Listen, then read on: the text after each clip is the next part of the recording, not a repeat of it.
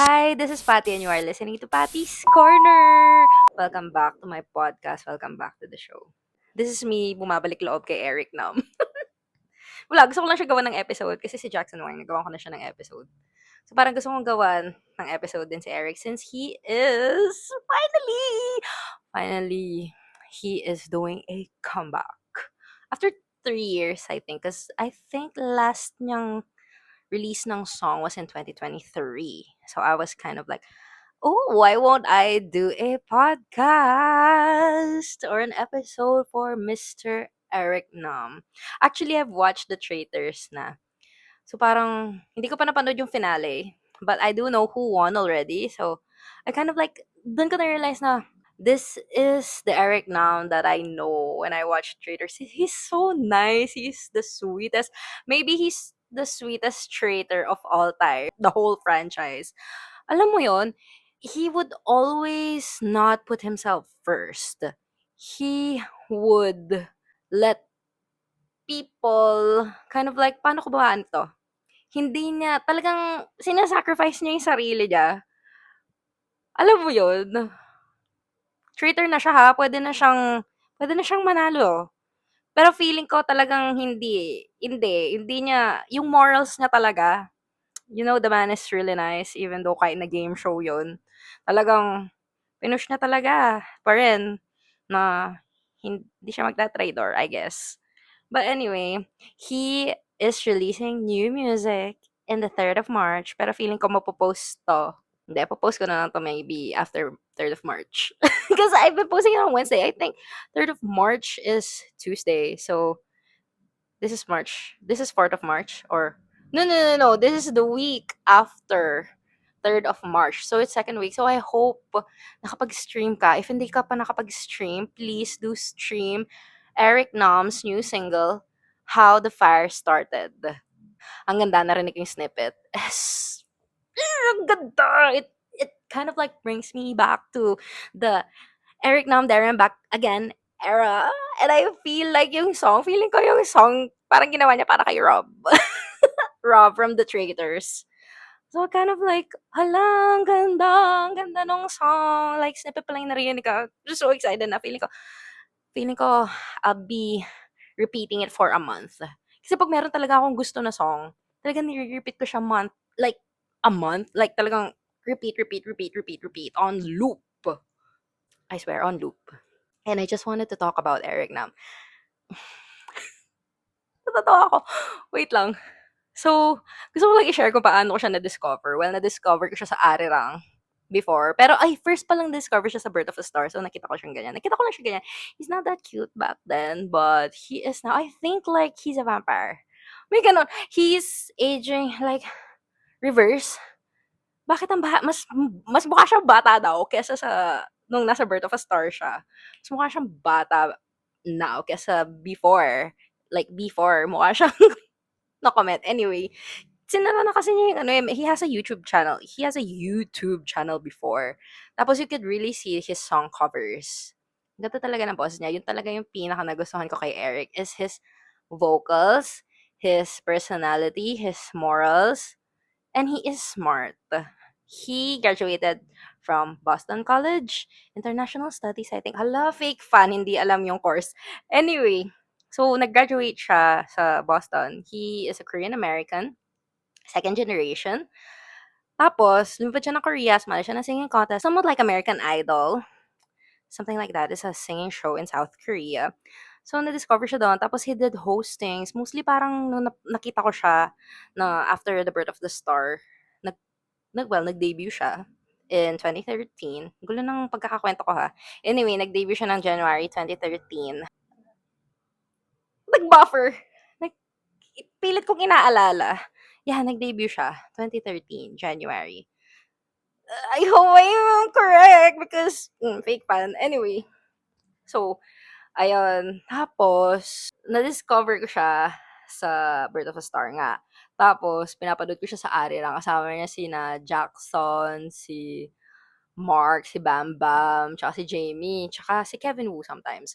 So, nakita ko siya, napanood ko siya doon. Tapos he's always like interviewing and he's not kind of like releasing songs.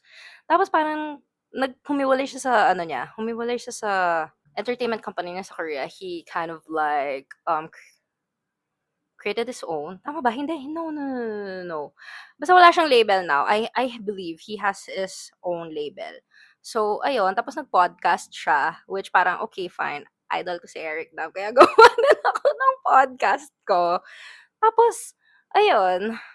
Tuloy-tuloy na siya nun. Yung first English album niya is Before We Begin. Tama ba? Hala, my memory. Anyway, Before We Begin, doon ko siya, nag-tour siya sa Philippines, dumaan siya dito. And I was like, hindi ko mapapanood si Ayu, hindi ako nakabili ng ticket. Okay, I'ma watch Eric Nam. Tuloy-tuloy na. Like, napanood ko na siya like yearly. Yearly ko siyang nakikita. Kung hindi ko siya nakikita, nakaka-video call ko siya because sumasali ako dun sa mga video call events. Well, once lang. So, parang, oh my gosh, tapos na-break yung streak nung 2024 kasi hindi siya nag-tour dito ng House on a Hill. Hindi ko alam bakit hindi siya nag-tour, pero kung kailan meron siyang agency here in the Philippines, doon siya hindi nag-tour dito. So, PH Salads, Eric Nomination PH was like, why? Pero he did a fan meet and greet noong 2023. So, 2019, kita ko siya. Oh no, I think no, sorry, sorry. The fan meet was in 2022. Because in 2019, I saw him first time, narinig ko siya like, oh my gosh, ganda ng boses niya. Anyway, 2019 and then 2020. Oh no. I think that was right. I saw him in sorry. My memory. 2019, 2020, I saw him first time. Kasi nga hindi ako nakabili ng ticket ni Ayu kasi si Ayu talaga yung papanoorin ko dapat. Pero ayun, I watched Eric Nam. Bumili ako ng ticket niya. So, 2020, I saw him. 2020, dun yung pandemic started in 2020. So, I saw him in 2020. In 2021, I won a video fan event, video call, fan call event, something like that. 2022, he went here for his concert, the There and Back Again. And then 2023, he went for a fan meet. And then 2024, hindi kami nagkita. 2025, di rin kami nagkita. Eric, may utang ka sa akin. Char! Dapat yearly nagkikita tayo. Hala! OA. Anyway, so ayun, 2025, 2026. Ewan ko kung magkikita kami this 2026. Pero 2025, hindi kami nagkita. 2024, hindi rin kami nagkita. So, 2021, nagkita kami. 2020, nagkita kami. 2021, nag-video call kami. 2022, nagkita kami because of the Darren Back concert. Then 2023, nagkita kami because of the fan meet. 24, 25, nga. Because I believe nga, nagsushoot siya. Pero wala pa rin ako nabawatch na, pero wala pa din akong papanood na pelikula ha, Eric. Sana naman i-release yung mga films, di ba? Kasi he has like 3, 4 films already that he shot. Sa pagkakaalam ko, sa pagkakatanda ko. Pero wala pa din ako napapanood. At least, buti naman may napanood na ako na reality show. I'm so, Eric, if you'll ever see this, thank you for joining the traders because it was so nice to see you there. I like seeing you suffer. I'm just kidding. Anyway, it's so good. It traders reminded me na why I really like Eric Nam, why I love him as a idol, as a singer, as a songwriter, as an actor, and as a person, as just Eric Nam. Simply Eric Nam. How could you hate him? You can't hate him, you know. He's so good. And I'm so excited for his music. Excited talaga ako. So if you have time, please do stream How the Fire Started by Eric Nam. It's everywhere. It's in Spotify, it's in Apple, it's in YouTube Music. Wherever you listen, I'm sure nandyan yan kasi lagi naman yan nilalagay yan. So, yeah, and please do follow him on his Instagram. It's at Eric Nam. Hala, fake fan, hindi ko matandaan. But you just search Eric Nam, lilito naman yun. And also on his YouTube.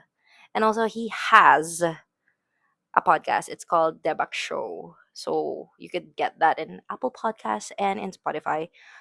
That's under Dive Studios na ginawa ng kapatid niya na si Brian. Well, he co-founders. Silang tatlo naman. Si Eddie, siya, tsaka si Brian. So, yeah. That's just it. Oh, wait! Gusto kong ikwento yung video call. Wow, arte! Gusto kong ikwento yung video call fan event ko with Eric na. Nakakatawa ako. Pero wag ko na siguro kwento.